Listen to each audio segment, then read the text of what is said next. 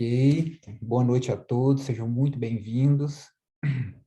A gente tem hoje mais uma palestra do Seminário de Métodos em Administração, que é uma iniciativa do PPGA em parceria com o Mestrado Profissional em Administração Pública, o MPA. A gente tem mais uma palestra hoje, né? A quinta palestra, desde que a gente começou. Ok, está gravando aqui. Ok. Bom, eu queria apresentar para vocês a Maíra Monteiro Viana. Ela é doutoranda do PPGA. Ela está quase terminando a tese dela, tanto que no convite inicial eu coloquei doutora Maíra, né? Depois me corrigiram, opa, ela ainda não defendeu, está quase lá. Então, assim, está quase defendendo mesmo. E eu gostaria de, além de dar boa noite a todos, né? Dizer que todos são muito bem-vindos. Eu quero agradecer a nossa palestrante de hoje por se disponibilizar a vir aqui e apresentar mais um método de pesquisa que eu tenho certeza que vai ser útil para vocês nas pesquisas que vocês estão desenvolvendo, tá? Então, Maíra, muito obrigado, tá, por apresentar para a gente. Eu quero também agradecer a Bárbara e a Thaísa, que são nossas fazem parte da equipe de apoio do PPGA e estão com a gente aqui em todas as palestras. Obrigado por estarem aqui mais uma vez. E eu já vou passar a palavra para a nossa palestrante, para a Maíra. Fique à vontade, Maíra, seja bem-vinda, boa noite. Boa noite, obrigada, professora Adalmir, Bárbara, Thaísa. É um prazer estar aqui com vocês essa noite. Como o professor Adalmir falou, eu sou do PPGA, estou terminando o doutorado na área de marketing e comportamento do consumidor. E a minha orientadora é a professora Solange Alfinito, né? Ela conversou com o professor Adalmir sobre algumas possibilidades de temas de apresentação aqui no seminário, e ela achou que seria interessante eu trazer sobre técnicas projetivas, porque é uma coisa que não é tão disseminada assim, né, na administração em geral, apesar de aparecer bastante nos estudos de marketing, mas pode ser aplicado em qualquer área. Eu trago muitos exemplos da área de marketing, naturalmente, porque é onde eu estou, mas espero que a gente consiga juntos aqui também construir alguns insights que sejam aplicados aí mais para a área de vocês, que vocês possam enxergar oportunidades de usar essa técnica, às vezes, não só em pesquisa, mas eu já usei muito no trabalho também. Eu trabalho no Sebrae, sou coordenadora de projetos lá, e de vez em quando a gente precisa coletar insights rápidos com gestores do Brasil ou com empresários, e eu já usei essa técnica algumas vezes, já me ajudou a rapidinho captar um pouco, né, do que está acontecendo aí na percepção das pessoas. Então, a ideia é essa, né, vocês conhecerem um pouco as possibilidades de utilização da técnica projetiva.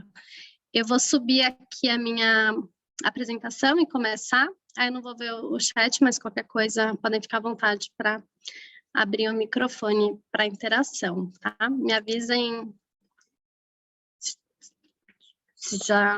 quando já estiver aparecendo. Deixa eu colocar aqui o share.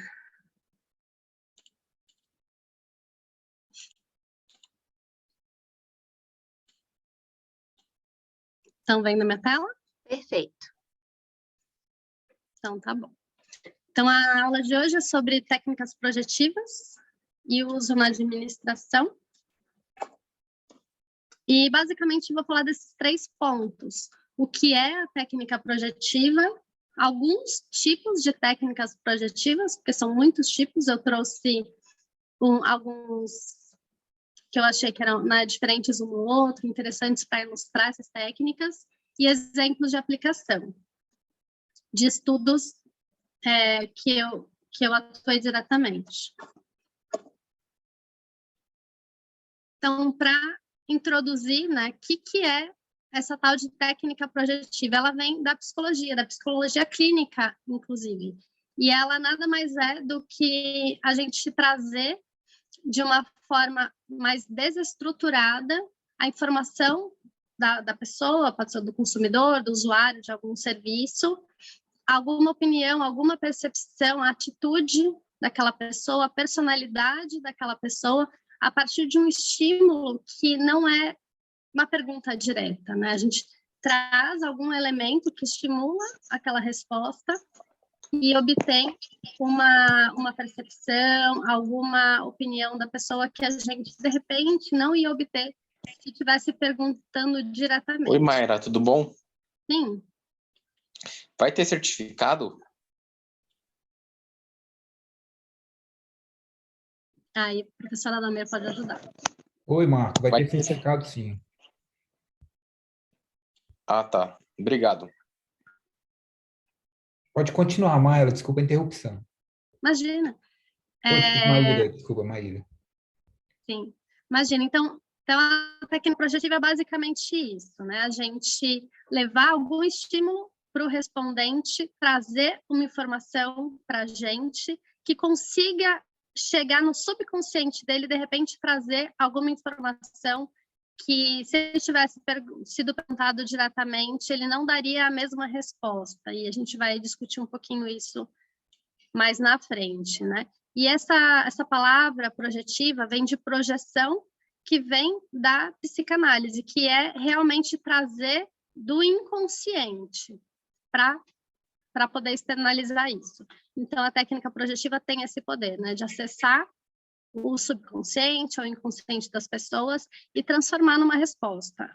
A ideia é a gente conseguir fazer isso de formas bem criativas. Os estudos de técnicas projetivas costumam ser bem criativos, bem interessantes, tem uma parte de planejamento bem legal e chama bastante atenção nas publicações. Um exemplo bem conhecido de técnica projetiva, e a gente falando da psicologia clínica, é o teste HTP, que é House Tree Person, que é quando o analista, né, o psicólogo, o psicanalista, pede para a pessoa desenhar uma casa, uma árvore e uma pessoa.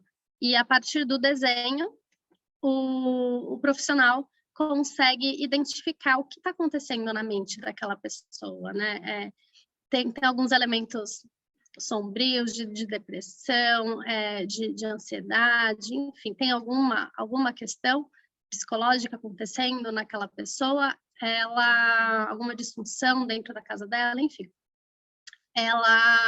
O profissional consegue perceber algumas coisas por meio do desenho. Isso começou com crianças, depois começou a ser aplicado em qualquer idade. Aqui tem muitas pessoas, né, assistindo que são da área de psicologia e podem falar isso muito melhor que eu, que estou aí em administração, mas todo mundo já deve ter visto, né, esse tipo de abordagem, e a técnica projetiva ela vem exatamente disso. Você pede sem muita intenção, aparentemente, né, desenha uma casa, uma pessoa e uma árvore, e a partir disso a gente consegue perceber questões do inconsciente das pessoas. Outro exemplo bem famoso são essas manchas, né? Todo mundo já viu em filmes, em algumas abordagens, né? Você apresenta essa mancha para a pessoa e muitas vezes pergunta o que você está vendo ali, cada um vê uma coisa. Se você parar para olhar essa primeira, sei lá, eu estou vendo um morcego, na segunda eu estou vendo 2 pessoas jantando, na terceira eu estou vendo pulmão. Então, assim, cada um vai ver uma coisa, né?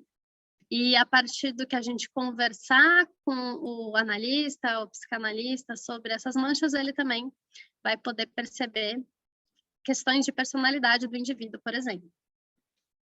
E aí aconteceu, né, uma sacada do Hare em 1950, em que ele trouxe essas técnicas projetivas para o marketing, e é o artigo mais citado até hoje, né, nessa área. Ele é realmente bem basilar, bem importante, então ele também tá fácil de ser encontrado na internet.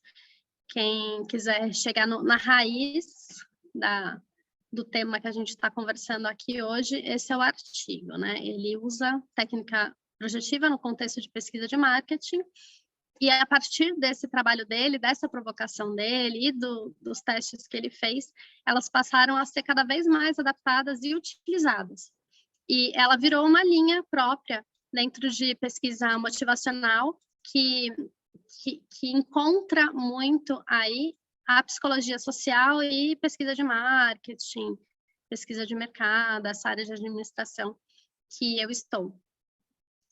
Sempre pensando em avaliação indireta. Às vezes, bem desestruturada, como é o caso de você pedir para a pessoa fazer um desenho, às vezes um pouco mais estruturada, a gente vai ver alguns exemplos aqui, mas sempre mais indireta. Eu nunca vou perguntar para a pessoa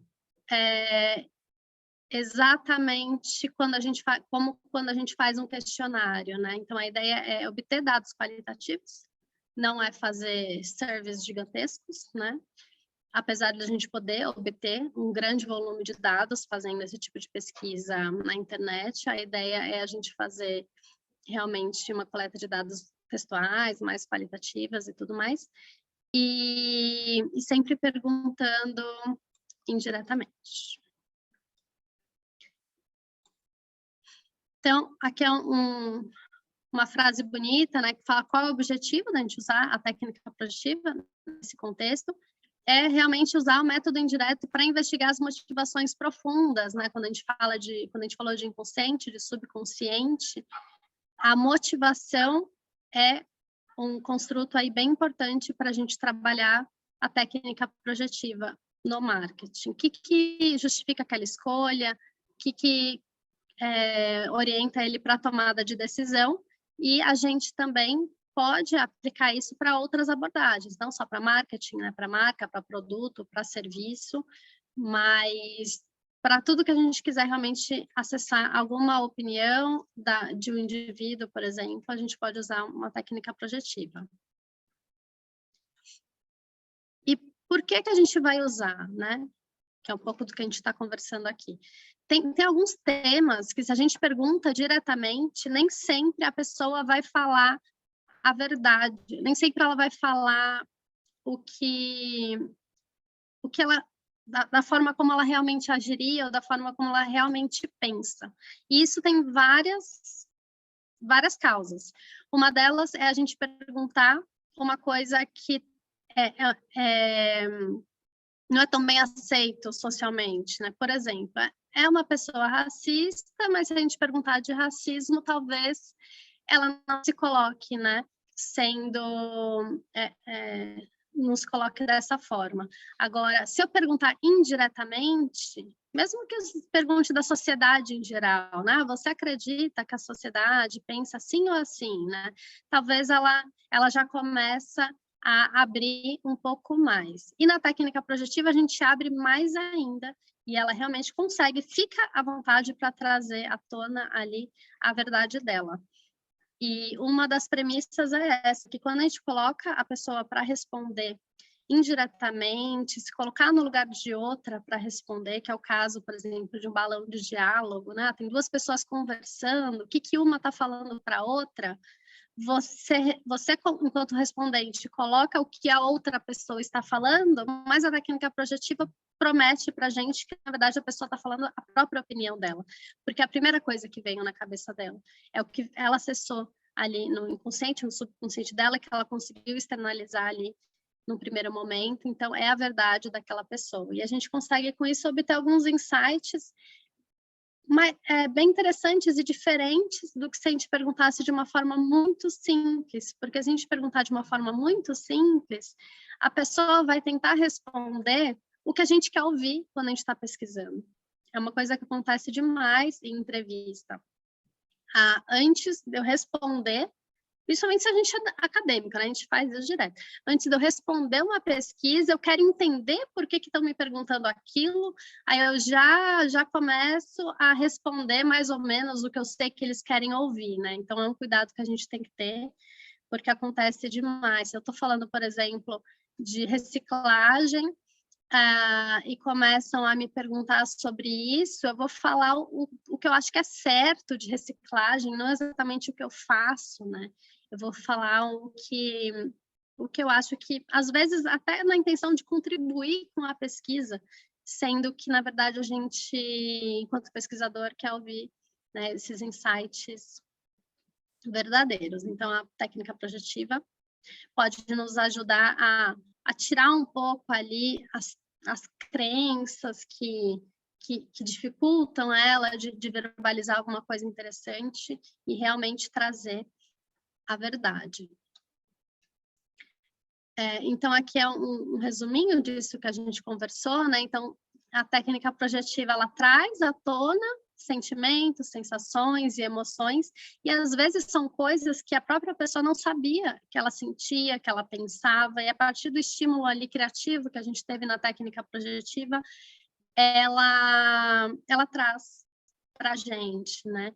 Então, tem uma marca que não sei, é uma marca de status, mas ela nunca tinha imaginado, visto como sendo uma marca de status, porque é um produto muito simples, sei lá, uma meia, por exemplo. Ela nunca parou para pensar na meia dela, né? Mas, enfim, a gente faz usa uma técnica projetiva para fazer uma pergunta ali um pouco mais profunda e ela consegue trazer elementos que ela nunca tinha parado para pensar sobre, né? Assim, a ideia é a gente ter uma resposta mais de bate-pronto mesmo.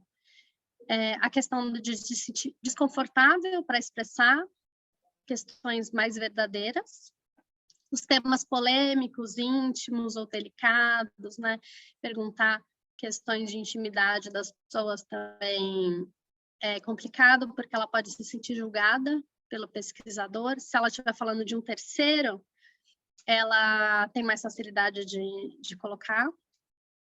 A censura inconsciente, às vezes, não é medo de ser julgada pelo pesquisador, porque pode ser uma pesquisa online, ninguém está nem vendo você, mas a própria pessoa fica ali se auto-julgando, né, enquanto ela está respondendo, aí também a gente consegue contornar esse problema. E essa última questão, né, que é a falta de consciência. Às vezes a gente tem uma necessidade, tem uma motivação e não tem nem consciência disso, e a técnica projetiva, de repente, consegue descobrir. E essa figurinha do lado ilustra, né, quando a gente tem um respondente que fica tentando matutar o que o pesquisador espera que eu diga. E isso já aconteceu comigo em pesquisa de técnica projetiva. Teve uma pessoa que, ao invés de me trazer a resposta que eu estava pedindo, a pessoa escreveu: não vou responder porque eu não sei exatamente o que você queria ouvir. Oi, não, mas né, a pessoa realmente estava com esse comportamento e se manteve com esse comportamento mesmo usando a técnica projetiva. Então, imagina se não fosse a técnica projetiva, né? Foi uma que deu essa resposta, mas é um comportamento realmente bem frequente entre os entrevistados. Mas, claro, a gente não vai poder usar a técnica projetiva para tudo, né? Muitas vezes não vale a pena usar a técnica projetiva. E a gente tem sempre que pensar nisso. Se for mais fácil a gente perguntar direto, eu vou perguntar direto. É mais rápido, é mais confiável, dependendo da informação que eu quero ter, né? Então, eu quero saber se você come chocolate, sim ou não. Quero saber quantas vezes você compra chocolate. Eu não vou ficar inventando perguntas para trazer o seu inconsciente para obter uma resposta que eu posso perguntar diretamente. Então, a gente tem sempre que pensar nisso, né? Será que eu não posso perguntar direto? Não, eu realmente quero obter insights, realmente eu sei que tem coisas que as pessoas não estão me dizendo, aí a técnica projetiva vai ajudar. Lembrando que ela é complexa, quando a gente vê ela aplicada, vê um estudo pronto, normalmente, assim, é bem criativa, é bem interessante, mas a gente não tem muita noção, né, do quanto foi complexo chegar naquela pergunta. Então, é bem interessante a gente também lembrar disso, né? A gente precisa ter um pouco de experiência aí de pesquisadores, conversar com pessoas que já aplicaram técnica projetiva. Quando eu fui aplicar no meu mestrado, eu mandei e-mail para um professor de fora do Brasil que já tinha usado, para ele ver se estava legal, enfim, dar algumas ideias. É importante porque acaba sendo bem subjetiva a construção das perguntas. A gente precisa ter muito claro o que a gente quer ter com as respostas e fazer alguns testes. É importante para a gente ver se está coletando realmente o tipo de informação que a gente quer com o nosso problema. E como eu comentei o exemplo da pessoa que respondeu ali, eu não entendi o que você quer com a pergunta, então não vou responder. Tem consumidores, né? Eu coloco consumidores da área de marketing aí, mas tem pessoas que podem ter dificuldade de se envolver com o exercício se não tiver muito claro que ela pode ficar à vontade, que não tem resposta certa ou errada. Isso é uma coisa que a gente fala sempre, não tem resposta certa ou errada. Primeira coisa que vem na sua cabeça, não tem resposta certa ou errada. Aí a pessoa, não, beleza, não sei o que você vai fazer com isso, mas tá aqui a minha opinião. Então, essa é uma visão geral, né, um panorama geral do que a gente tem aí de argumentos para usar a técnica projetiva. E agora eu vou passar em alguns tipos para vocês entenderem formatos mesmo, de coleta dos dados, tá? Lembrando que essas coletas dos dados, hoje em dia, têm sido feitas não só pessoalmente, mas também online, muitas vezes. E se elas forem feitas pessoalmente, às vezes elas são feitas em grupo. Mas, na maioria das vezes, as técnicas funcionam melhor individualmente. Depende do formato, da ideia, da dinâmica, mas elas funcionam muito bem individualmente, mas elas podem ser aplicadas nesses 3 formatos. Separei esses 6, agora a gente vai conversar um a um.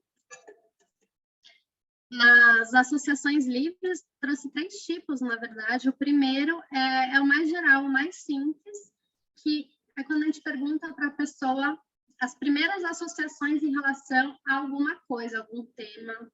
Coloquei produto ou marca, pode ser um tema, pode ser uma posição, qualquer coisa. E o exemplo é o que me vem à mente quando falo a marca Latam. Cada um vai dar uma resposta, né? E, então, aí sim a gente consegue obter bastante insights. Eu não sei ainda o que as pessoas pensam sobre a Latam.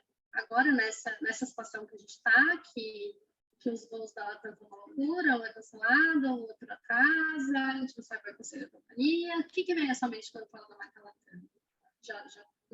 Já vem uma série de problemas ou não, ou vocês têm carinho pela marca, enfim. A gente consegue, sem dar nenhum direcionamento, pegar as associações gerais. Depois, nós, pesquisadores, vamos ter que se virar para analisar esses dados, né? Que aí é uma outra discussão bem importante. As associações semi-estruturadas é quando a gente começa a dar um pouco mais de norte para a pessoa. Então, aqui eu não estou perguntando de uma forma tão ampla, começa a fechar um pouquinho quais são as 3 primeiras palavras que vêm somente quando você pensa em férias. Se quiserem colocar no chat, aí deixa eu ver se eu consigo ver o chat. Quais são as primeiras palavras que vêm na mente de alguém aí quando pensa em férias? Quem quer colocar? Deixa eu ver se eu consigo abrir. Praia, todo mundo quer ir para praia. Praia, dormir, comer, praia, praia e praia. Descanso, viagem, lazer. Descanso, praia, dormir. Descanso, felicidade, família. Gostei. Descanso, praia, comer. Praia, restaurante. Melhores dias, ganhar, trabalhar, viajar. Vejam que a gente começa a ter alguns padrões aqui, né? Uma das formas de analisar os dados da técnica projetiva, quando a gente faz esse tipo de pergunta, é fazer análise de conteúdo. Vocês já tiveram uma palestra de análise de conteúdo e a gente consegue ver Aqui, praia apareceu várias vezes, né? Tô falando de férias, podia ir para montanha, né? Podia ir para neve, mas tá todo mundo pensando em praia. Então, deu um insight bem interessante. Se eu estivesse fazendo uma pesquisa para fazer uma promoção entre vocês, né, de uma agência de viagens, tinha que ser praia. Praia que comece bem, né?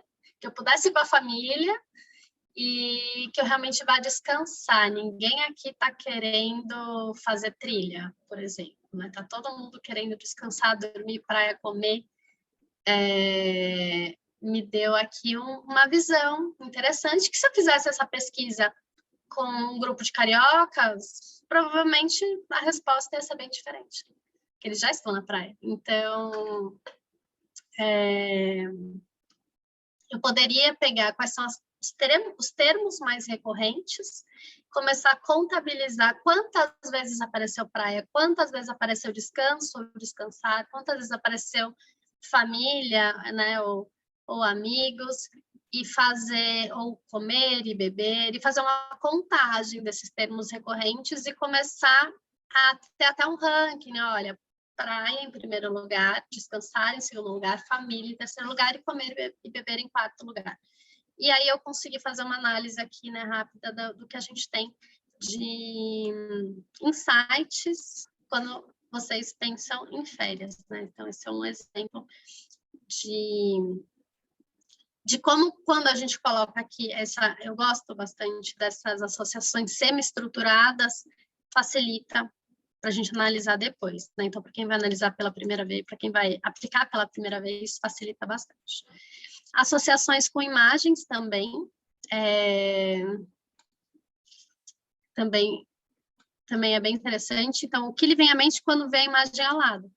Aqui eu já direcionei mais, né? Eu já ainda estou no contexto férias, mas eu já direcionei, realmente estou numa praia. Acertei que vocês queriam praia aqui, né? Então tá, já estou na praia, né? E aí, talvez se eu já soubesse que vocês estão querendo praia e eu quero entrar mais no elemento praia, eu trago a imagem, em vez de perguntar de férias de uma forma geral, já trouxe o contexto, né, férias na praia, e vou perguntar para vocês o que vem à mente quando vê essa imagem, e vou conseguir entender melhor o que vocês querem dentro da praia, por exemplo. Então, percebam que, dependendo da técnica, a gente chega num nível e chega num direcionamento que a gente precisa para ajudar a responder essas perguntas. Essa aqui é de analogia. Essa eu nunca apliquei, mas eu acho bem interessante também, que é quando você pede para a pessoa associar uma marca, por exemplo, ou um tema, ou um objeto, enfim, a alguma coisa que a gente vai determinar. Então, eu estou, por exemplo, falando, eu estou aqui com um esmalte aqui do meu lado. Se esse esmalte fosse um bicho, que bicho ele seria? E aí a gente vê o que vai aparecer, né? O que vai acontecer dessa pergunta. Alguém quer arriscar? Que bicho seria esse esmalte? Ver se a gente consegue captar alguma coisa.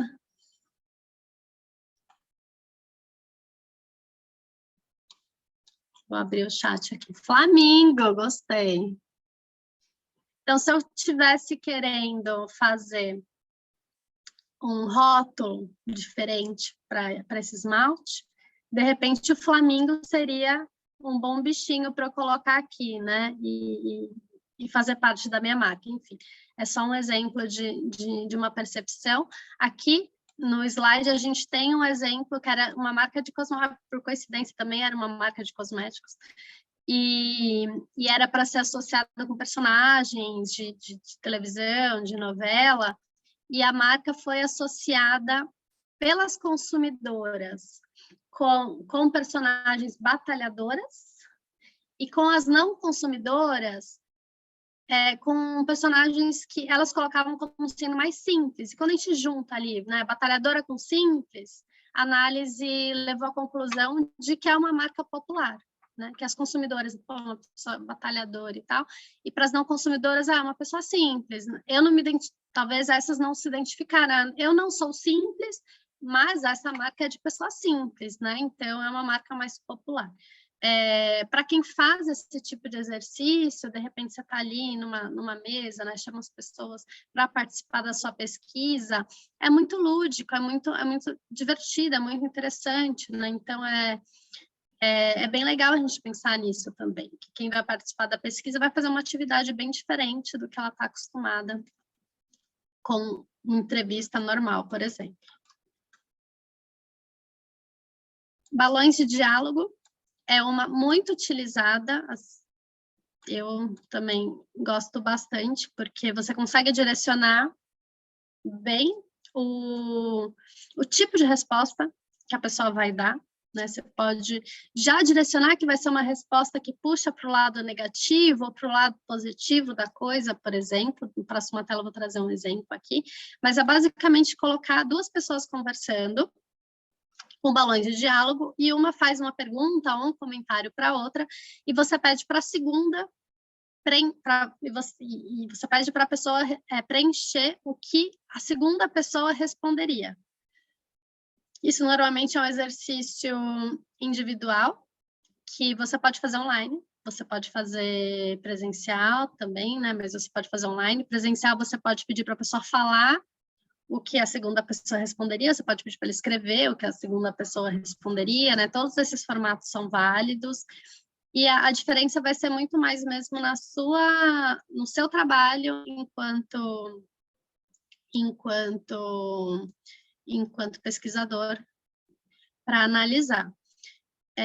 E aqui no segundo slide tem um exemplo. Complete o balão B com a possível resposta da personagem, não existe resposta certa ou errada.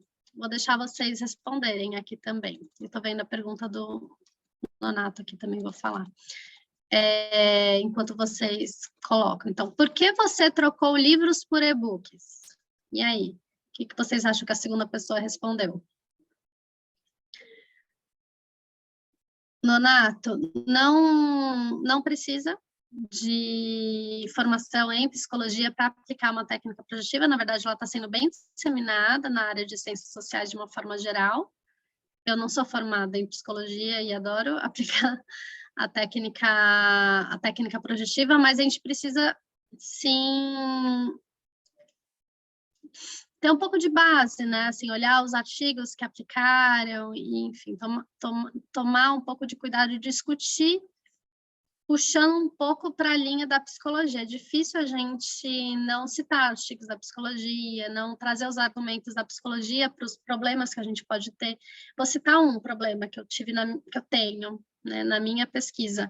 Eu coloquei imagens de pessoas reais e não de desenhos, como eu coloquei aqui. E quando a gente coloca imagens de pessoas reais, a psicologia fala que eu posso colocar um pouco de puxar um pouco o que eu espero que aquela pessoa seja do ponto de vista socioeconômico, por exemplo, e colocar dentro da resposta que eu estou fornecendo no balão. Então, se eu acho que essa segunda pessoa tem muita cara de rica, por exemplo, pode ser que eu coloque uma resposta que puxa para esse lado, se chama atenção, nossa, ela tem muita cara de rica, a resposta dela vai puxar um pouco para esse lado, então ela, né, que tem a ver com esse possível estado social dela.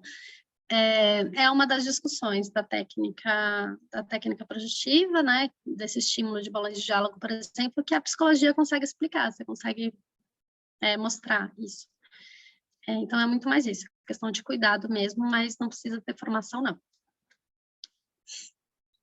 O meu tema, por exemplo, ao fazer essa pergunta, poderia ser a questão do meio ambiente. Eu quero que né, consumir menos papel, eu quero essa questão do verde, né, do impacto positivo no planeta que os e-books têm. E vocês estão me trazendo outros elementos. Rodrigo fala de mobilidade, praticidade, Marcos não trocou, ocupa menos espaço, preço, facilidade, ser mais barato, mais fácil de carregar, facilidade de acesso. Então, é mais em conta, mais fácil de transportar. A Dalmir me trouxe o ecológico, talvez tenha um pouco de influência, né, da Heloísa, por exemplo, mas sustentabilidade, que o Daniel trouxe também. Então, a gente vê muito mais insights, né, de vários temas diferentes quando a gente faz essa pergunta mais geral. E isso é o mais interessante da técnica projetiva. E se eu quisesse direcionar para uma questão específica, que é a sustentabilidade, era só fazer uma pergunta desse tipo, sabe? A primeira pessoa podia perguntar: eu troquei livros por e-books por uma questão ecológica. O que você acha disso? Aí a segunda vai responder: eu acho uma bobagem, ou vai responder: eu acho fenomenal, eu também vejo que eu gasto muito menos papel agora que eu uso o e-book, enfim, a gente consegue direcionar, então depende, a gente tem que pensar muito nisso, né? Eu quero um mapeamento geral, ou eu quero que realmente me ajude a aprofundar num tema que eu não conheço tão bem, que é essa questão da minha percepção sobre a sustentabilidade do e-book, né? Tô vendo que tem bastante perguntas aqui no meio, além, o Adalmir depois me ajuda com elas. Quando acabar esse bloco dos tipos, antes de entrar no próximo, a gente podia passar pelas respostas, pode ser? Tá, pode ficar tranquilo, Maíra. Eu tô guardando todas elas aqui e mais Tá, para frente eu te pergunto e você responde para eles, tá? tá bom. Tá no meio aqui dos insights, aí eu perdi aqui.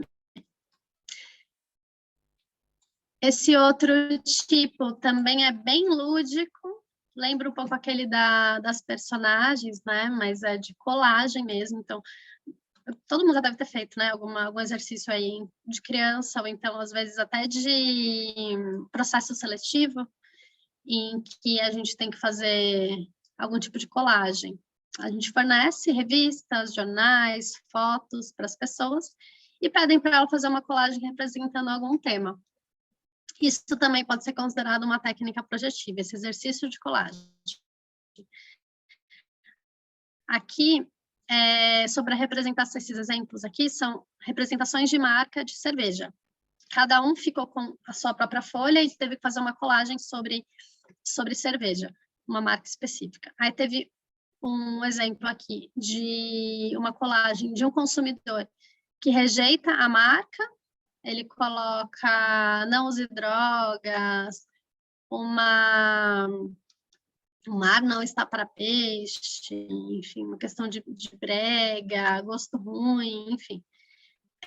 A cara aqui, né, de gosto ruim. Essas faixas em azul foram colocadas pelo pesquisador, mas pelas imagens a gente consegue ver os aspectos negativos ali dessa marca de cerveja, que foi entre os que rejeitam a marca. Aí, entre os que apreciam a marca, tem sabor, é popular, é desafiadora, é divertida, tem musicalidade, então a marca ela foi aceita com essas características, né? Também é um exercício bem interessante para ser lúdico e para fazer uma exploração mais visual.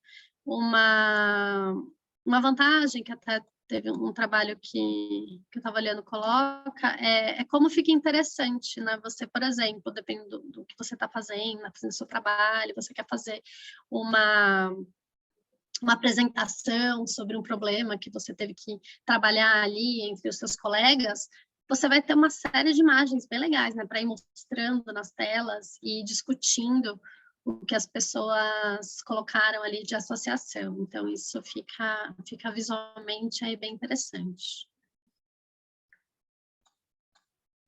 Outra que é bem simples de se montar, também pode ser online com bastante facilidade, é o de completar frases ou histórias. Também gosto bastante. E é o pesquisador que deixa tudo já bem direcionado. Ele monta uma historinha, a pessoa tem que terminar, ele começa uma frase, a pessoa termina a frase, e aqui tem 2 exemplos que vai dar para vocês entenderem, assim, bem simples, né? E também fica fácil da gente brincar de um paralelo com uma das perguntas que eu vi passando rápido aqui, que é sobre se pode ser de alternativa.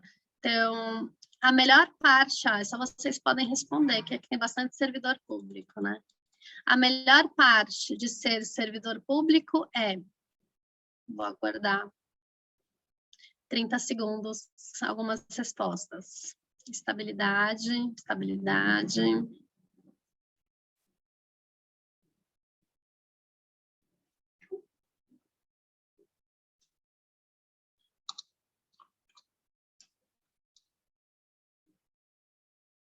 Bastante estabilidade, autoconquista. E aí, eu poderia, sim, perguntar para você qual que é a melhor parte de ser servidor público.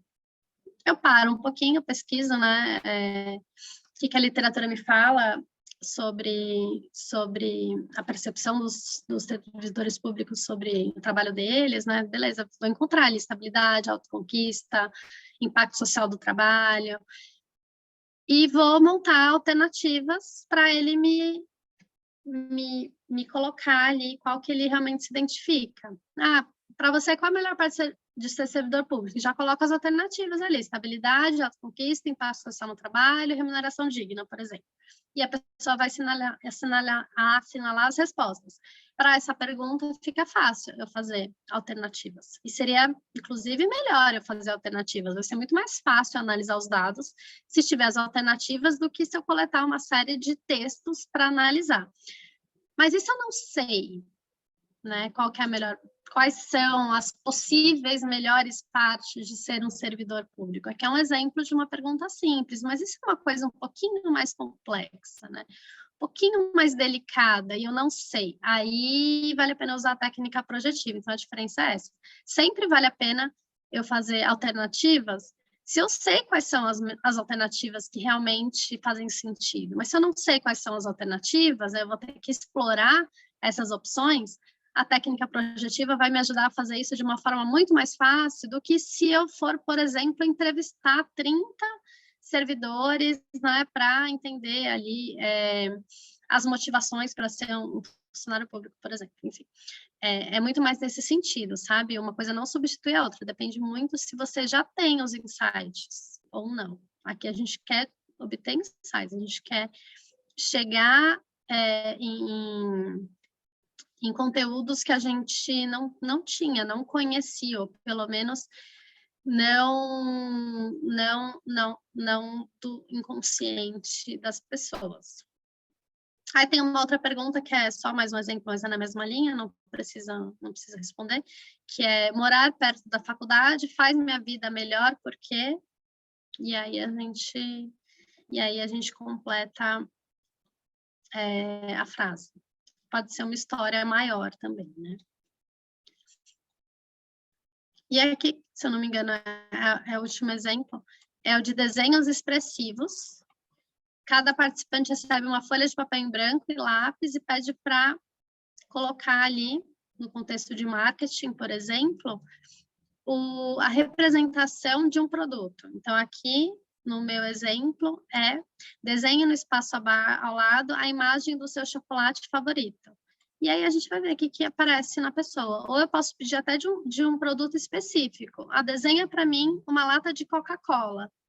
E aí a pessoa vai ter que se virar para lembrar como que é uma lata de Coca-Cola. E aqui a ideia é, por exemplo, eu identificar quais são os elementos do produto, os elementos da marca que fica gravado na cabeça da pessoa, né? Todo mundo consegue fazer o símbolo do McDonald's. Todo mundo tem uma ideia do símbolo da Coca-Cola, né? E o que mais a gente tem nessa embalagem? De repente, tem elementos super importantes que está dentro da cabeça das pessoas, a gente não sabe. A gente vai reformular uma embalagem e não pode deixar de manter aquela identidade, por exemplo. É uma técnica que pode ser usada em vários contextos, mas para a embalagem ela é muito, muito fácil das pessoas se engajarem. Aqui eu fiz até um desenho por cima aqui de um desenho de um Kit Kat, né? Essa pessoa teria arrasado aí, né? Tá bem bonitinha a embalagem do Kit Kat. Se me pedissem para desenhar, eu ia saber que é vermelha, mas não ia ficar assim tão direitinho. É bem interessante para isso, né? Para ver o que ficou de elemento ali gravado na cabeça da pessoa quando eu falo de um tema, de um lugar, de um produto, de uma marca.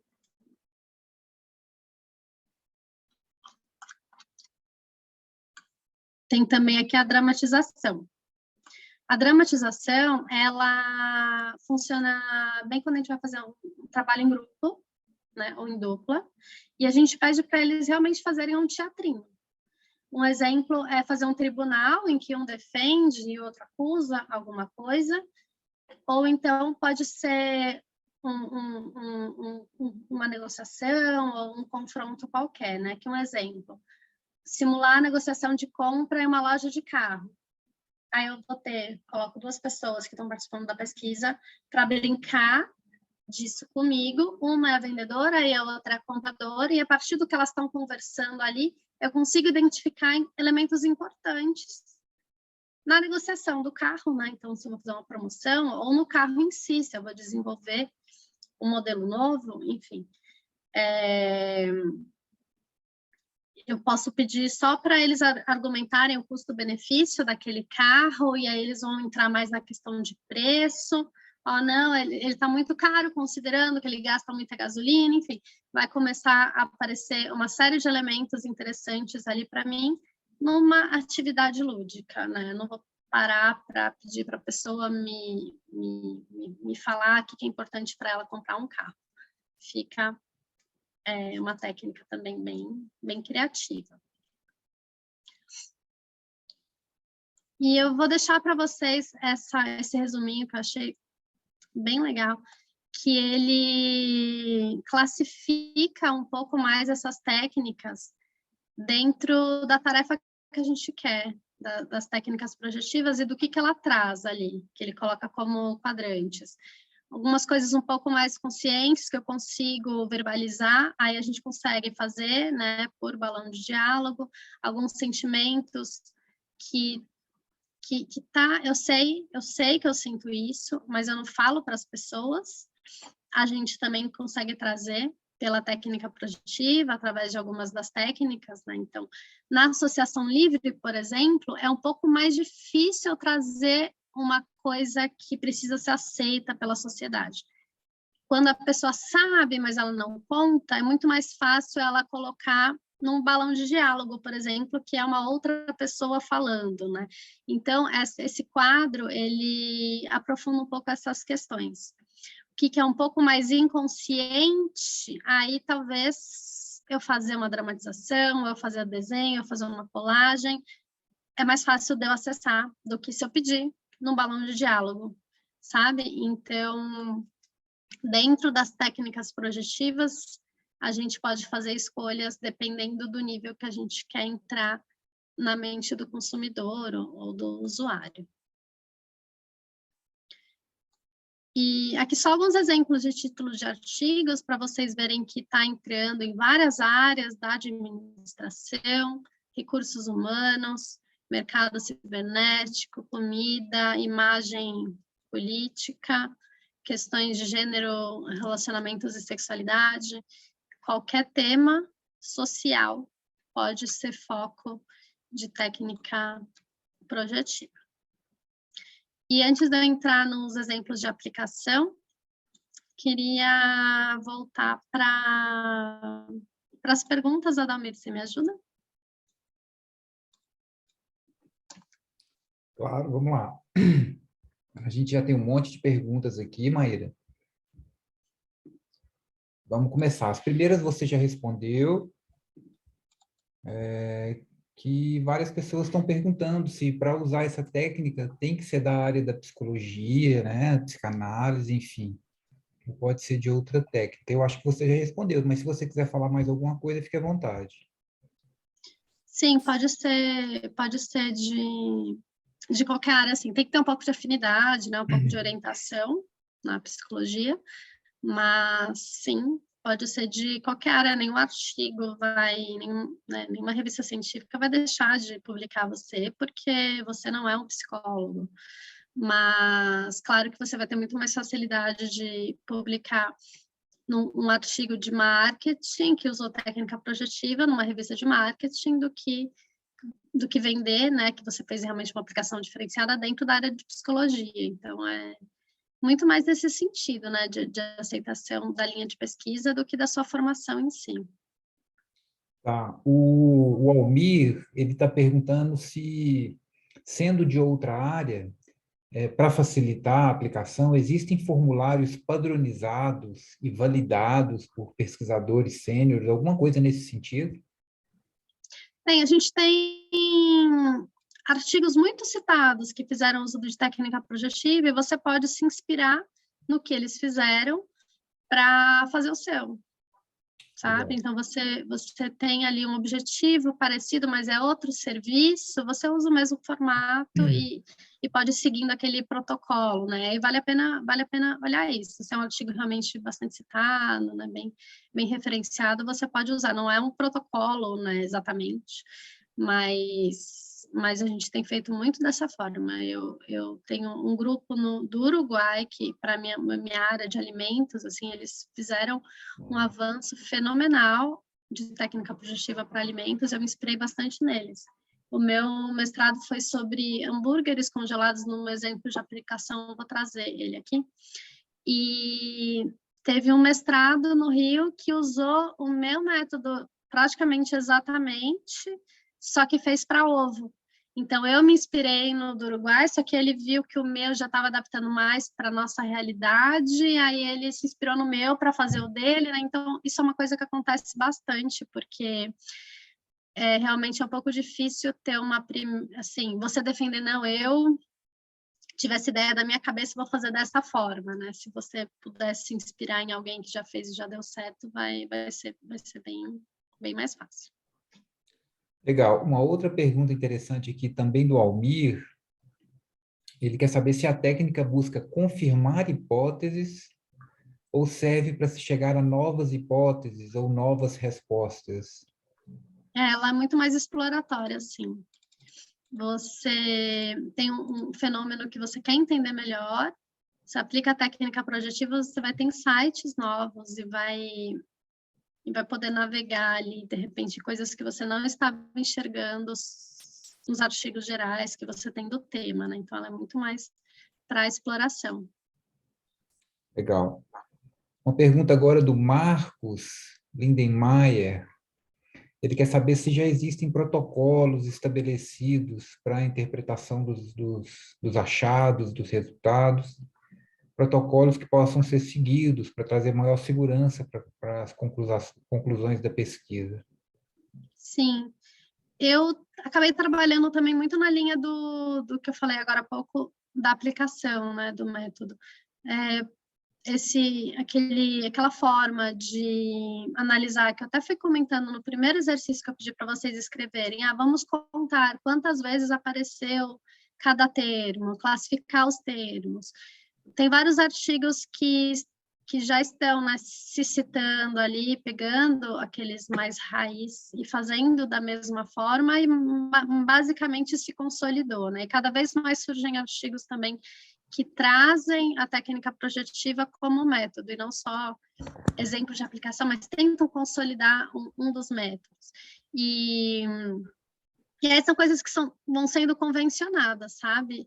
Por exemplo, que os termos têm que aparecer em pelo menos 5% das respostas para serem termos relevantes de aplicação. Até de número de respondentes, se eu vou fazer o de associação, pelo menos, se eu vou fazer online de associação, pelo menos umas 100 respostas aí é um número que as revistas estão achando interessante para a gente começar a poder tirar algumas conclusões, né, e ficar um pouco mais confortável com os nossos insights.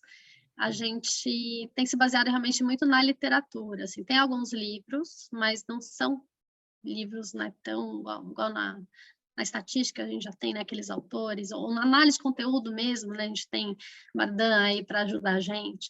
Na técnica projetiva, a gente tem os artigos e alguns livros, mas não são livros tão consolidados. Então, acho que pela linha dos artigos mais citados da sua área, vai ser um tipo de protocolo um pouco mais seguro.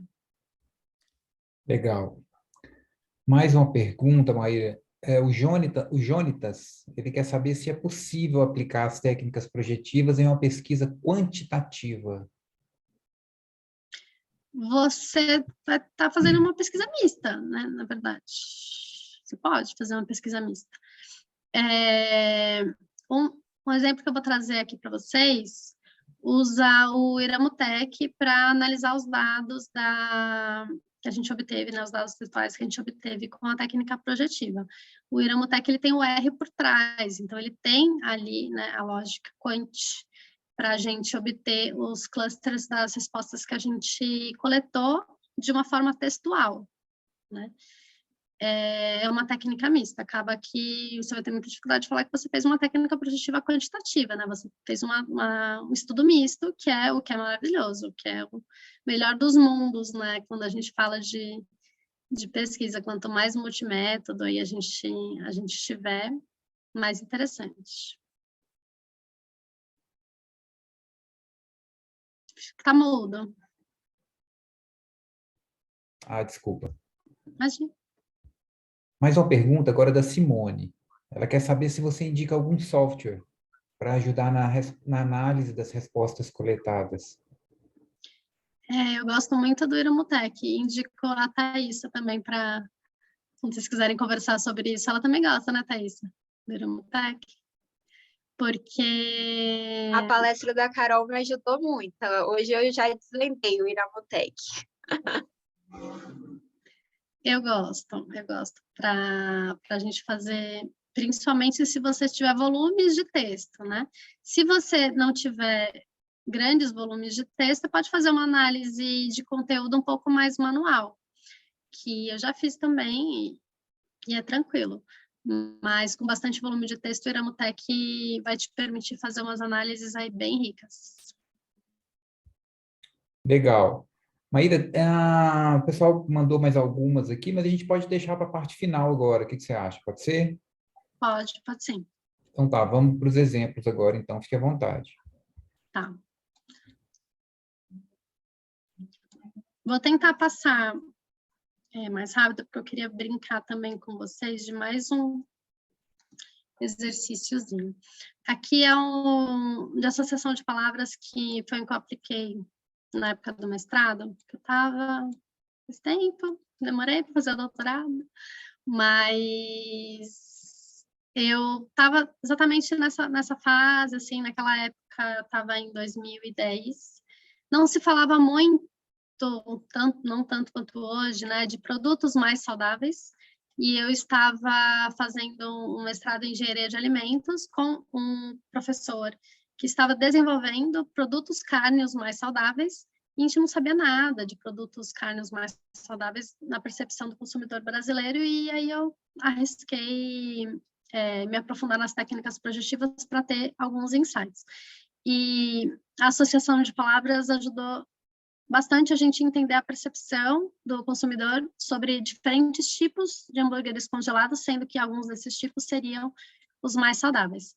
Então, eu fiz pessoalmente no laboratório de análise sensorial, não sei se alguém já participou de uma pesquisa de análise sensorial, que é quando pede para você provar a comida, falar o que você acha, ou dar uma nota, ou falar qual é o pão diferente que você está experimentando, né? Análise sensorial é quando você vai provar ou olhar algum alimento, algum produto, e eu fiz num laboratório de análise sensorial, mas sem provar o hambúrguer, era o estímulo do hambúrguer, que era exatamente isso aqui, eram cartões que eu imprimi com essas fotinhos e o texto, né, hambúrguer tradicional, hambúrguer com redução de sódio, com redução de gordura ou com antioxidantes.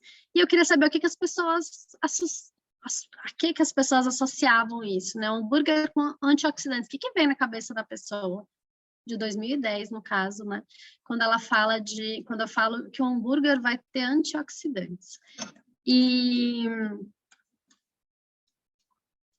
aí eu pedia para a pessoa colocar imagens, associações, pensamentos ou sentimentos que viessem em sua mente. E a gente teve muita gente associando, como era esperado, com saúde e com saudabilidade, mas apareceu também gente desconfiada, gente com receio, gente com dúvida, né? Então, tinham elementos ali interessantes para a gente conhecer e poder trabalhar depois junto com o consumidor quando a gente fosse lançar esse produto no mercado, por exemplo, se fosse o caso, né? E a gente teve, né, coleta de 758 termos, sendo que restaram, ali, né, foram retidos no nosso critério de serem citados por pelo menos 5% das pessoas, 696 termos em 10 categorias. E aqui são os exemplos que mais apareceram, as 4 principais categorias, e se eles apareceram em todos os tipos de hambúrgueres ou só em alguns. Saudabilidade apareceu nos 3 que tinham saudabilidade realmente, então o hambúrguer tradicional não foi visto como saudável, né? E já o sabor agradável apareceu só no tradicional, não apareceu nos que tinham redução de sódio e gordura ou que eram adicionados de antioxidantes. Então você vê que a pessoa associa, nossa, eu coloquei antioxidante naquele hambúrguer, ele deixa de ter um sabor agradável, né? São questões importantes para a gente conhecer. Receio de qualidade e sabor, gordura, caloria, e olha só que interessante, aqui foi uma das partes que eu mais discuti no meu mestrado, que eu achei muito interessante. Eu coloco um hambúrguer com redução de sódio e as pessoas acham que ele tem menos gordura, né? E é uma coisa que acontece mesmo no mercado de alimentos saudáveis. Eu falo que ele tem menos açúcar, a pessoa já acha que não engorda, sendo que ele pode ter muita gordura.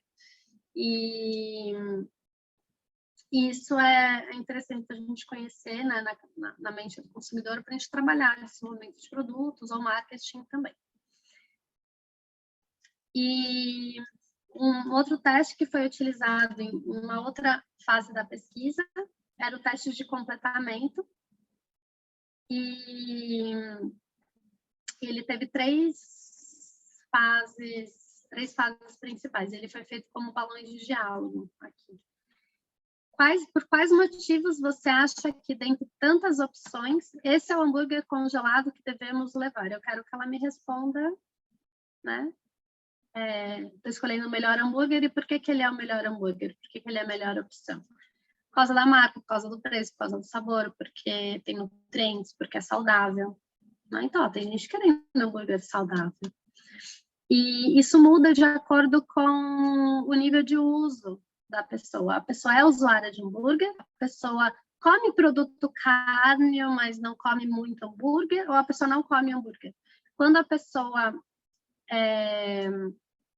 não come hambúrguer, a saudabilidade aparece em segundo lugar. Então, de repente, se eu trabalhar a saudabilidade no hambúrguer, eu não vou atingir quem consome hambúrguer, porque quem consome hambúrguer fica com medo daquele hambúrguer saudável ser ruim.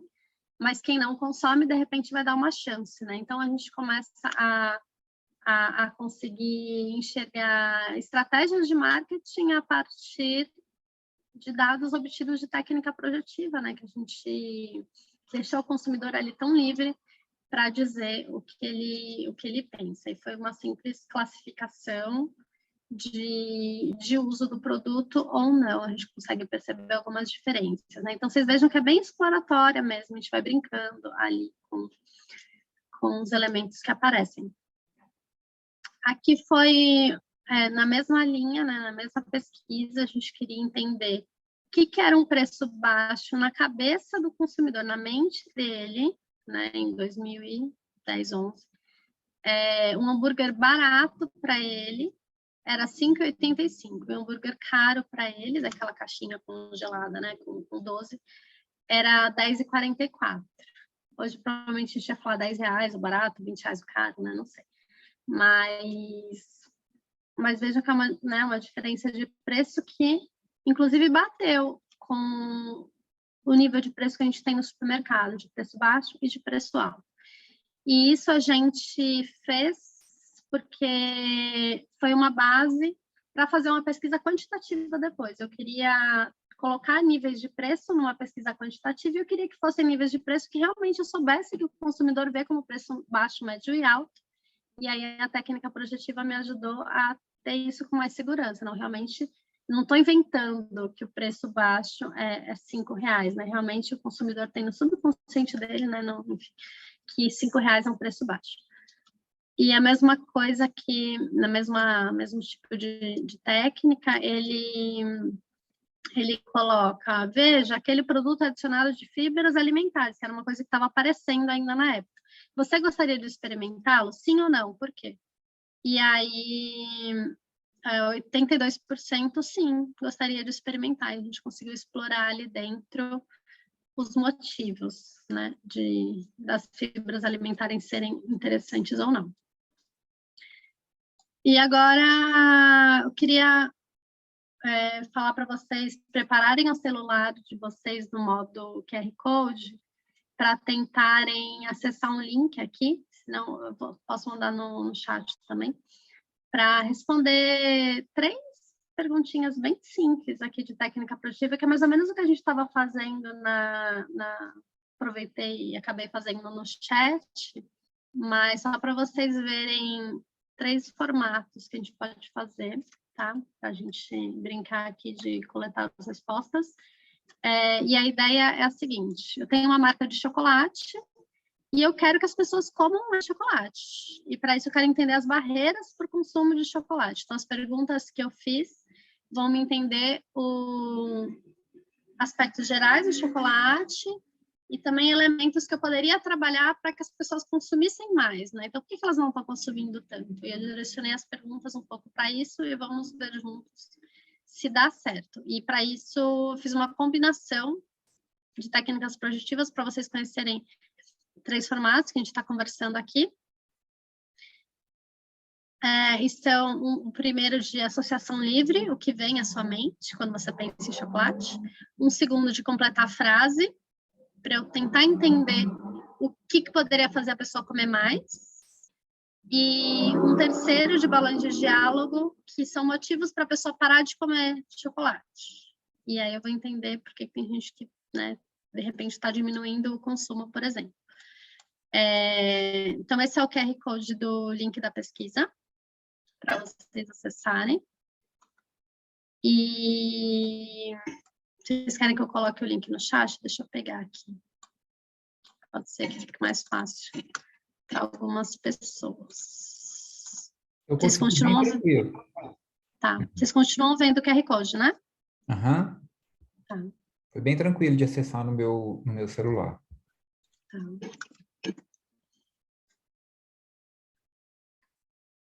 Raquel pediu o link, acabei de mandar aqui.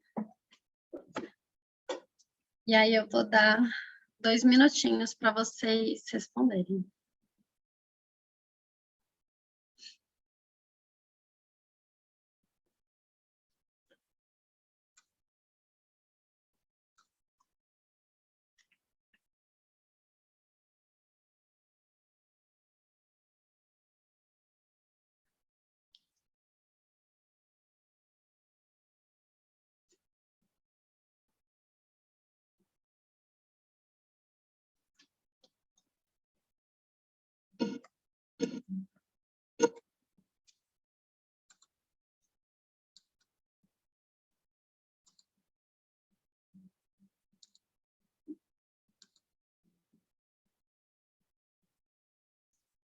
Quando tiver... A gente está em quantos aqui, Adalmir? Oi, Maíra. A gente está em 35. 35 agora. Tá. Quando tiver em 12 respostas, eu vou já tentar... Vocês estão vendo a minha tela do PowerPoint, né? Eu vou desprojetar e projetar a tela inteira, que eu vou colocar aqui para vocês verem as respostas que estão chegando.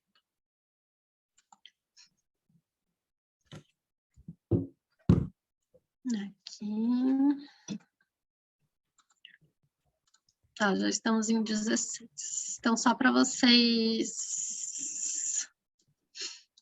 verem aqui, então, o que a gente está obtendo para...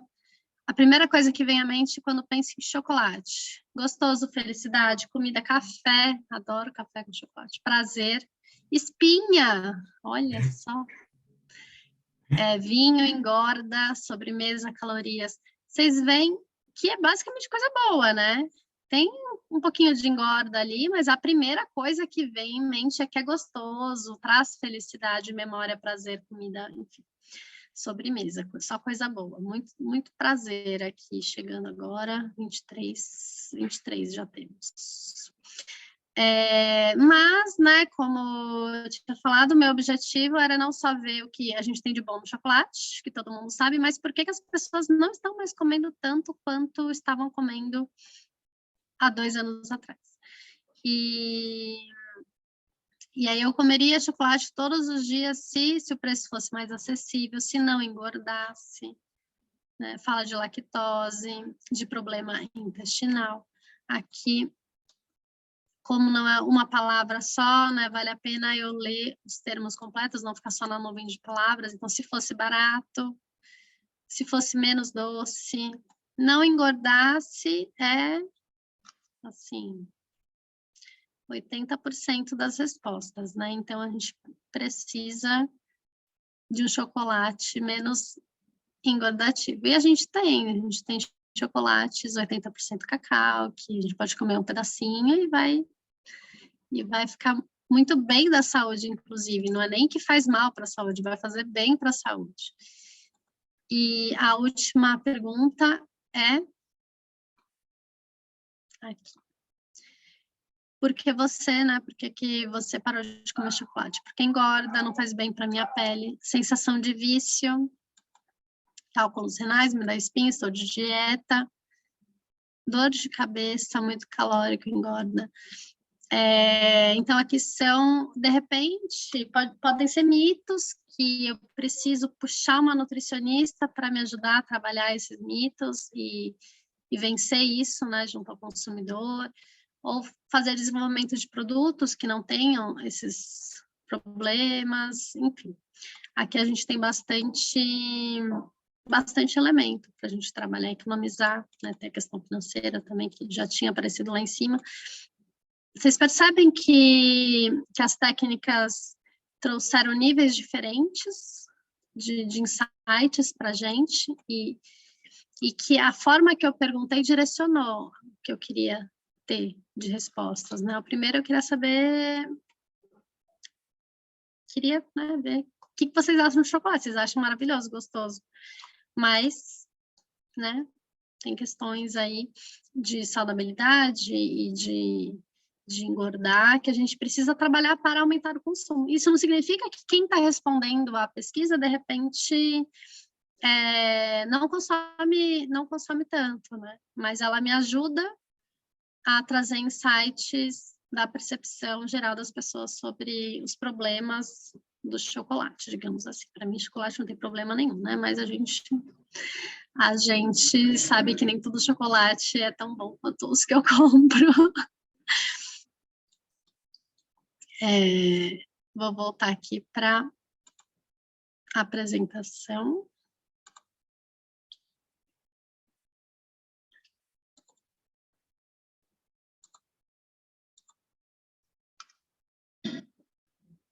Tá certinho, né? Tá. Então, a gente fez nesse exercício que trouxe aí mais 3 exemplos de como a gente pode montar esse questionário. Vocês veem, assim, que é muito tranquilo para o participante responder, né? Ninguém se sente constrangido de participar desse tipo de pesquisa. É muito mais a gente ser criativo para fazer um questionário agradável do que qualquer outra coisa. Ninguém aguenta mais responder, né? Páginas e páginas e páginas de alternativas, e quando aparece um questionário desse, eu tenho feedbacks bem positivos nesse sentido. Nossa, pesquisa interessante, né? Foi leve de responder, então isso também é bem legal enquanto feedback para o pesquisador.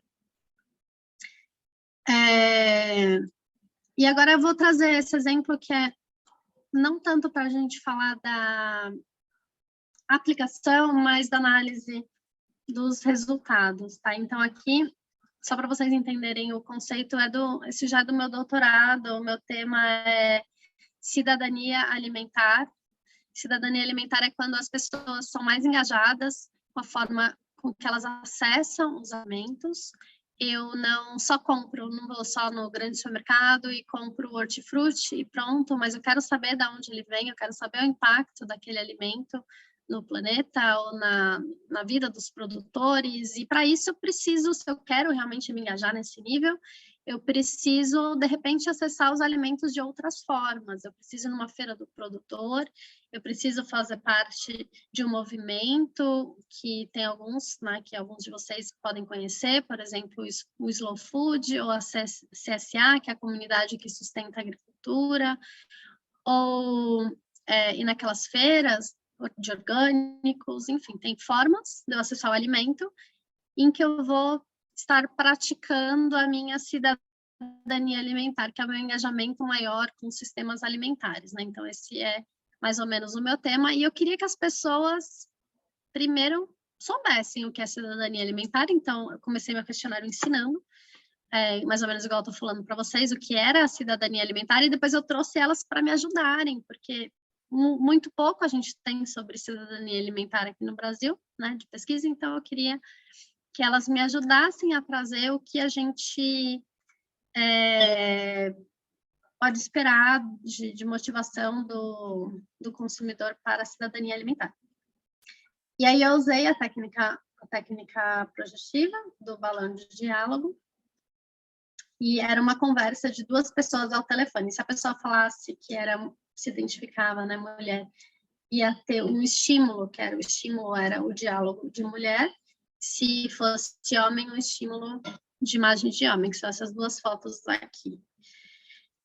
E aí a frase que ele tinha que completar era, estava no contexto da pandemia também, né? Então era, bem, esse tema da cidadania alimentar faz sentido para mim, sempre que eu já tinha falado que era cidadania alimentar, né?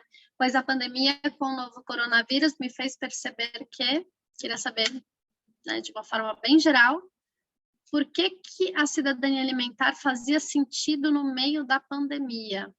E aí a gente deixou bem aberto, né, para eles fazerem essas associações. E a outra era de outras prioridades.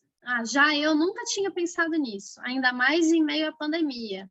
Eu dou importância mesmo para...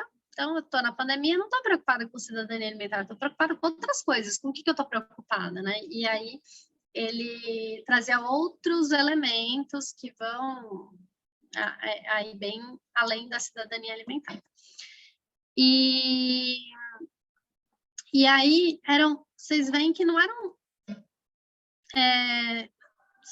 às vezes, só uma palavra, né, que a pessoa ia dar de resposta. Me fez perceber que precisa de praticamente uma frase aí para ser respondida. Então, eu tinha um volume de texto legal para trabalhar, foram 254 pessoas que participaram da pesquisa, que é um número bem ok, assim, bem bom, até para a técnica projetiva, né? Não para uma quant, mas para uma projetiva é bem legal. Então, eu consegui rodar no Iramutec, que é esse software que tem a aula da Carol, né? Deve ter gravado a aula dela, tá? Isso, de repente, pode mandar o link para vocês. Ela já deu algumas aulas de Iramutec, acho que pelo menos 2, e bem grande, bem completa, ensina desde instalar o software, então é bem legal para quem quer trabalhar com dados textuais.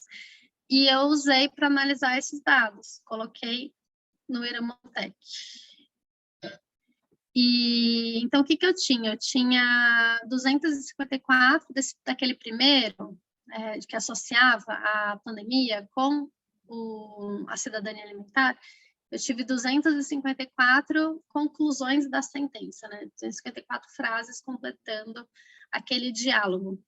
E aí eu coloquei no Iramutec esses trechos, então todos os consumidores entraram na minha análise para eu fazer os grupos de de temas que eram mais recorrentes naqueles termos que foram colocados pelo consumidor. Então, aqui eu tenho os clusters obtidos pelos termos que foram colocados. O próprio Iramutec faz a associação dos termos similares e classifica. E a gente teve 5 classes que foram mais associadas pelos respondentes.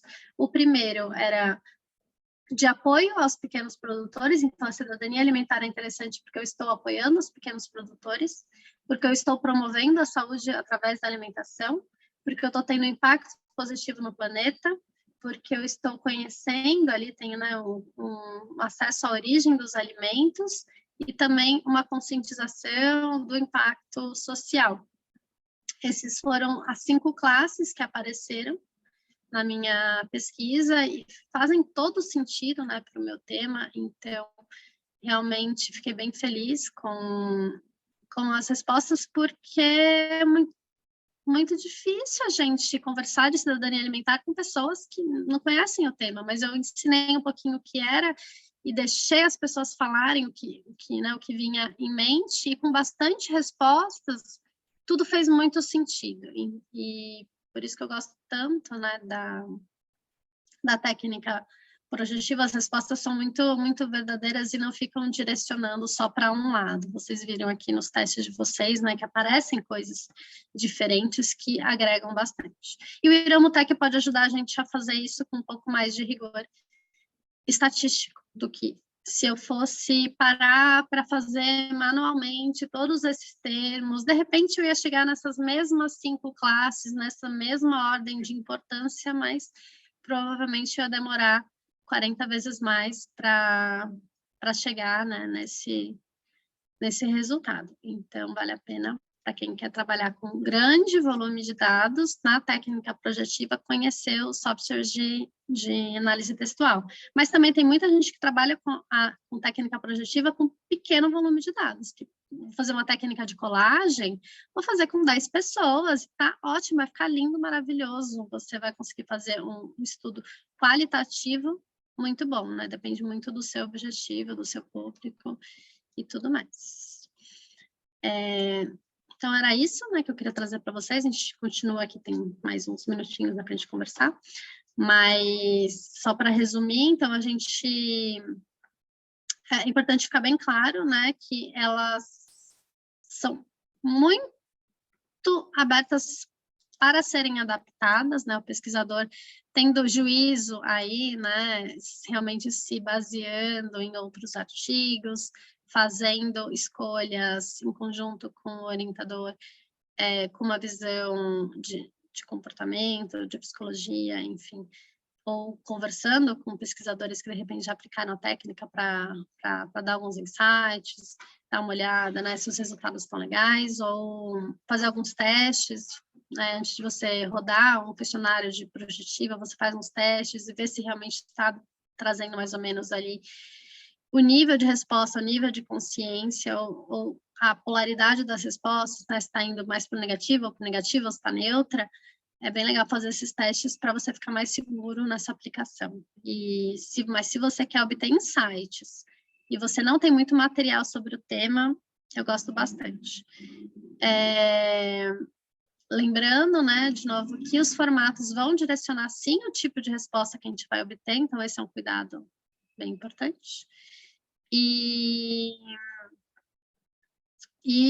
esses exemplos de aplicação, né, espero que tenha ficado claro que dentro do mesmo tema ali, chocolate, só de mudar um pouquinho a pergunta ou de mudar a técnica, a gente tem linhas diferentes de respostas que vão responder problemas de pesquisas, né, bem específicos. Então, é uma fase realmente de tentar antecipar o que vai vir de resposta bem importante. Então é isso, a parte geral da apresentação. Vou fechar para a gente poder continuar conversando. Legal, Maíra. A gente tem mais algumas perguntas aqui do pessoal. Pessoal, eu deixo vocês à vontade, se vocês quiserem conversar, fazer algum comentário, alguma pergunta diretamente para a nossa palestrante, tá? Enquanto isso, Se vocês quiserem levantar a mãozinha, se alguém quiser falar, fique à vontade, tá? Enquanto isso, deixa eu fazer uma pergunta aqui, que é da Tainara. Maíra, a Tainara quer saber, tanto a Tainara quanto o Jorge Aguiar, eles estão falando em viés. A Tainara pergunta assim, como evitar, minimizar algum viés que possa ser gerado com o uso dessa técnica? O Jorge Aguiar, da mesma forma, ele pergunta, quais seriam as estratégias de mitigação do viés de desejabilidade social na aplicação dessa técnica? A próprio uso da técnica, na verdade, ele já tira bastante viés que a gente tem que aparece quando a gente pergunta diretamente, né? Então, isso é uma coisa importante da gente lembrar. E um dos principais vieses discutidos é o próprio formato do estímulo, como quando eu comentei que, de repente, se eu trabalhar com fotos de pessoas dentro de um balão de diálogo, de repente, dentro, né, daquele estereótipo daquela pessoa, eu vou estar direcionando umas respostas que, de repente, eu não desejo. Mas, quanto mais neutro a gente conseguir ficar nesses estímulos, vai ser melhor para essa questão de viés, tá? E aí, dentro de cada tipo de técnica projetiva que você vai trabalhar, você consegue pesquisar e ir entendendo essas formas de contornar, né? Então, vou trabalhar com colagem, vale a pena eu me aprofundar em alguns estudos aí de colagem e perceber, olha, sei lá, você precisa ter diferentes revistas de diferentes áreas, né? Não ficar revistas, por exemplo, só de personalidades, mas misturar revista de personalidade com revista de carro, com revista de música, enfim. Você pode ter alguns insights ali, né? Pesquisando as técnicas específicas de como você pode contornar os vieses, mas o mais discutido é realmente do estímulo ser neutro. E fala bastante também de cuidado na análise, né? De a gente não achar que a gente pode ser um pouco informal na análise dos dados. A gente tem que realmente se basear em análise de conteúdo, basicamente a análise de conteúdo que é utilizada, né, para isso, e tem os softwares para ajudar em outras análises, mas a análise de conteúdo tem um rigor metodológico, né? E a pesquisa qualitativa ela precisa ter esse rigor também. Então, a projetiva, ela entra nessa linha, nessa classe. Certo. Vou passar a palavra agora para o Marcos. Está com a mãozinha levantada. Diga, Marcos. Bom, boa noite, professor. Parabéns, Maíra. Achei muito interessante a sua apresentação e me vieram várias ideias na cabeça e justamente por conta disso, várias perguntas também.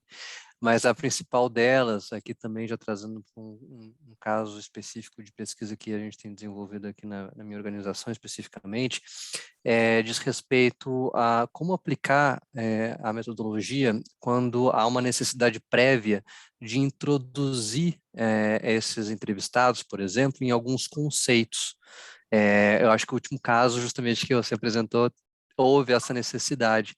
E quando a gente introduz, a gente traz a explicação sobre esses conceitos, a gente não acaba embutindo uma visão de mundo sobre aquilo que está sendo analisado, a nossa visão de mundo? Essa é uma primeira pergunta. Se isso a gente não acabaria introduzindo também essa questão do risco de viés nesse aspecto específico. O outro ponto que eu trago é a questão já mais prática da conexão dos achados com o que seria o nosso objeto. Se a gente fosse trabalhar, por exemplo, em desenho de um serviço ou desenho de um produto, né, a gente quer aterrissar isso num objeto. E muitas vezes a nossa análise que vai trabalhar mais com percepções, poderia trazer alguns aspectos relacionados à qualidade percebida, né, ou seja, questões mais atitudinais em relação a alguns pontos específicos que a gente pode apropriar no nosso produto final, por assim dizer. Como é que a gente consegue trazer todos esses insights para modelar uma solução? Eu acho que essa seria a minha segunda pergunta. Não sei se foi muito clara, mas qualquer coisa. Qualquer coisa você me fala, a gente continua conversando. Mas a sua primeira parte, eu acho que é bem desafiador a gente apresentar um conceito sem ficar puxando a sardinha para o nosso lado, né, digamos assim. Eu trouxe o tema de cidadania alimentar já na mesma linguagem que eu ia trabalhar os estímulos depois. Então, eu deixei 2 pessoas conversando sobre o tema, eram como se fossem tirinhas, sabe? De pessoas conversando sobre o tema de cidadania alimentar, pontos positivos, pontos negativos, enfim, eu tentei trazer o máximo de informação possível para não direcionar naquela que, de repente, eu, enquanto pesquisadora, acho que aparece mais quando eu falo de cidadania alimentar, né? Então, eu tentei trazer tudo de uma forma, assim, bem leve, bem lúdica, da cidadania alimentar. Era até bem, assim, mais ou menos extenso o diálogo, deviam ter talvez umas 4 telas, assim, de diálogos, né? Uns 8 balãozinhos conversando sobre cidadania alimentar. E aí, com isso, eu imagino que eu tenha, trazendo o máximo de informação possível, direcionado menos para aquilo que eu, Maíra, tendo a associar mais à cidadania alimentar, né, por exemplo. Mas acho que depende muito do conceito. Se você conseguir, se é um conceito mais leve, assim, mais próximo da vida das pessoas, e você conseguir trazer de uma forma bem neutra, você pode resolver esse problema. Eu não sei qual tipo de conceito que você trabalha, né? Mas eu iria numa dessas 2 linhas, assim, ou você é bem simples, bem neutra, só para captar e pronto, ou você traz o máximo de elementos possíveis para dar o todo para a pessoa e ela vai elencar dali o que é prioridade, enfim, o que ela associa mais, o que ela associa primeiro. E do segundo, o que eu entendi é que você quer basicamente pegar os insights e transformar numa solução, é isso?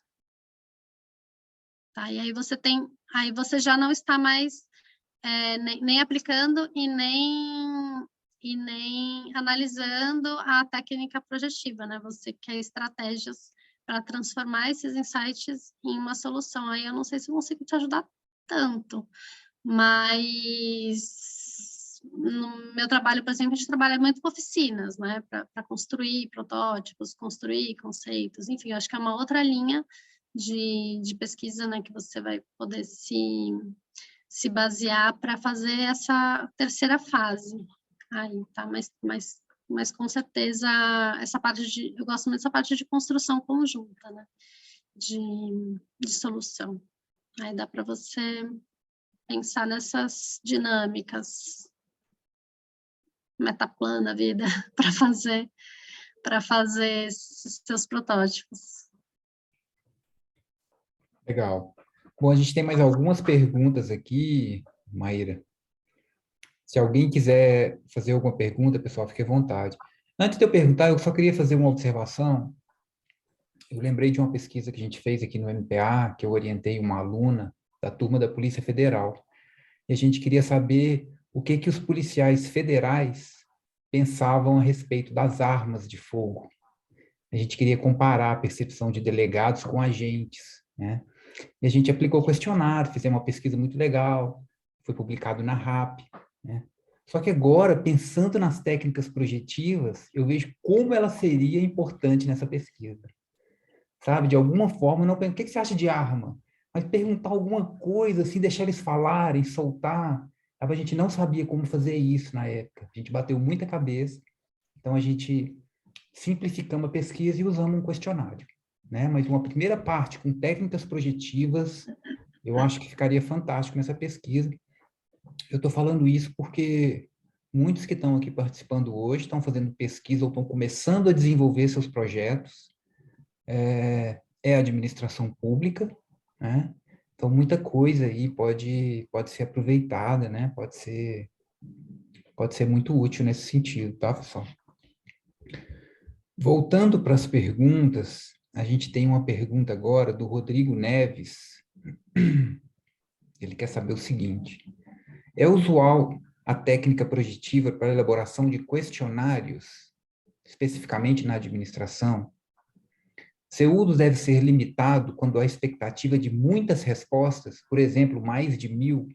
Então, são 2 perguntas do Rodrigo, Maíra. Tá. a primeira, se eu entendi, você quer usar a técnica projetiva para te ajudar a construir um questionário depois, né? Se for isso, sim. Eu mesma já fiz isso. Quando eu estava fazendo aquele exemplo, que eu perguntei os níveis de preço do hambúrguer, por exemplo, eu queria usar esses níveis de preço depois num questionário, numa pesquisa quantitativa. E isso super pode ser feito, porque para a gente fazer a pesquisa quantitativa, a gente precisa conhecer as alternativas que a gente vai usar ali, né? Os elementos, os fatores que estão naquele construto, enfim. Às vezes a gente não tem isso. E hoje a gente pode fazer entrevistas de profundidade, pode fazer grupo focal, e a técnica projetiva entra como uma outra alternativa para a gente obter esses insights, né? Obter esses elementos quando a gente não os conhece. Então, sim, ela pode super ajudar como uma primeira fase da pesquisa prévia à construção do questionário.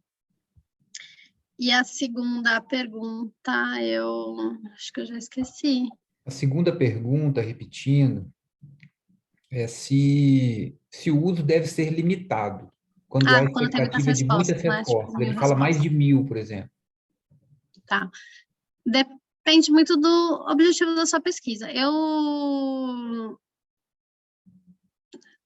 acho que, assim, na maioria das vezes, a gente não tem necessidade de ter tantas respostas para a gente fazer uma análise projetiva, tá? A gente, com muito menos respostas, a gente vai ter, porque, assim, a gente quer os elementos gerais, um ranking dos termos que mais apareceram, né? Uma visão mais geral ali dos dados. A gente não precisa de 1000 respostas, mas se você estiver fazendo uma análise, uma pesquisa quantitativa, você já estiver acessando 1000 pessoas, e quiser aproveitar para obter insights sobre alguma outra coisa e colocar uma projetiva ali no meio, não tem problema nenhum, você vai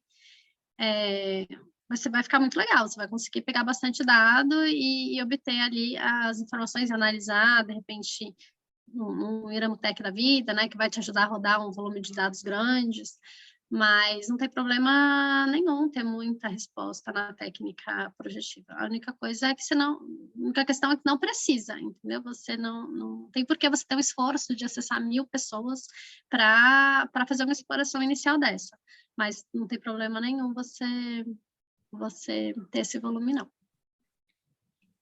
Legal. A última pergunta para a gente encerrar é do Alan Silva. Ele quer saber o seguinte: quais são os meios para superar as percepções dos respondentes em uma pesquisa quando as respostas são simplórias, isto é, palavras curtas?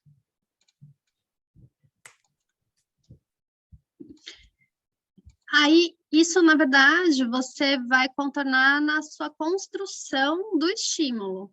Eu posso querer respostas curtas. Aí eu vou perguntar qual é a palavra, eu quero saber uma. Qual a primeira palavra que vem somente quando você pensa em computador? Aí você vai me falar uma palavra, a resposta vai ser curta, vai ser super curta.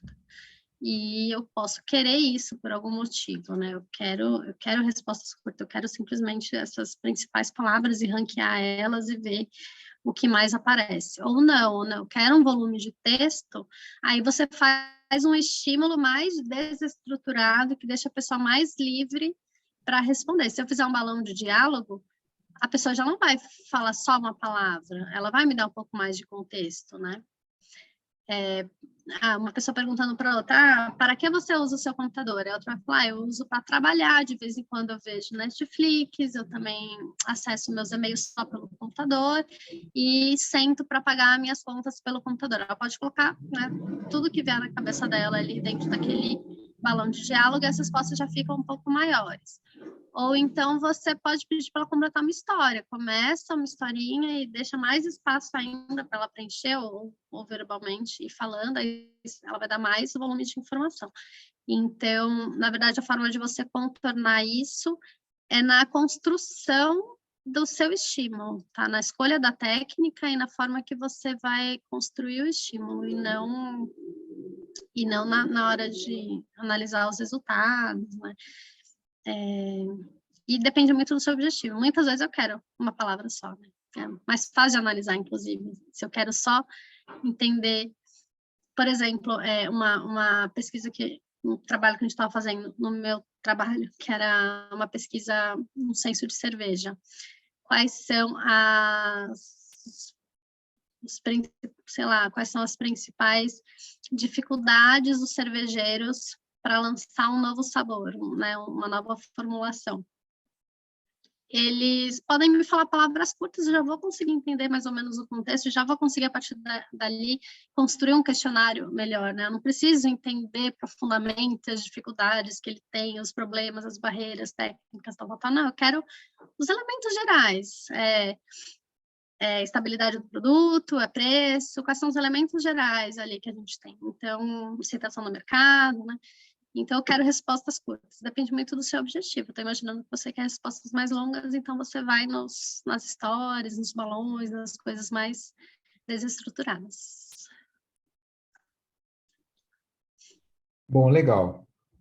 Então, fizemos todas as perguntas. Acho que é isso. Acho que a gente já pode encerrar. Eu quero agradecer mais uma vez a participação da Maíra. Foi uma palestra excelente, traz ideias muito interessantes que a gente pode usar nas pesquisas que a gente está desenvolvendo.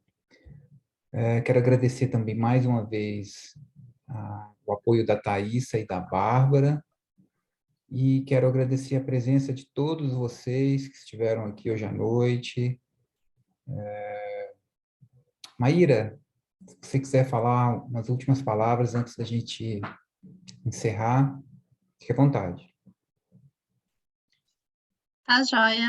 Só agradecer a oportunidade de estar aqui com vocês, trocando com vocês. Excelentes perguntas. Espero que alguns de vocês se aventurem aí na técnica projetiva para a gente poder trocar figurinha. Estou à disposição. Thaís, tem meu contato. Se alguém precisar mandar um questionário para dar uma olhada, eu sempre olho, né, Thaís? Adoro. E estou à disposição. Desejo muito sucesso na pesquisa de todo mundo. Quando vocês verem algum método, não só esse, né, que vocês achem interessante, vale a pena. Obrigada. Tomara que se aplique, então, Bárbara. Vamos ver. Vale a pena se aprofundar aí atrás, né, trocar figurinha com quem já trabalhou com isso. Então, estou à disposição. Legal, Maíra, obrigado. Pessoal, um abraço para todos vocês. Boa noite, bom descanso. E terça-feira que vem a gente tem mais uma palestra, tá? Abração, boa noite. Bye, bye. Boa noite. Boa noite. Boa noite, Valeu, boa pessoal. noite. Boa noite. Tchau. Aí, tchau. Encerrar a gravação?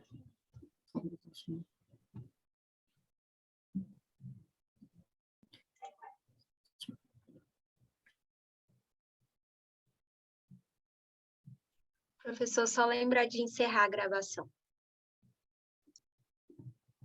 Tá.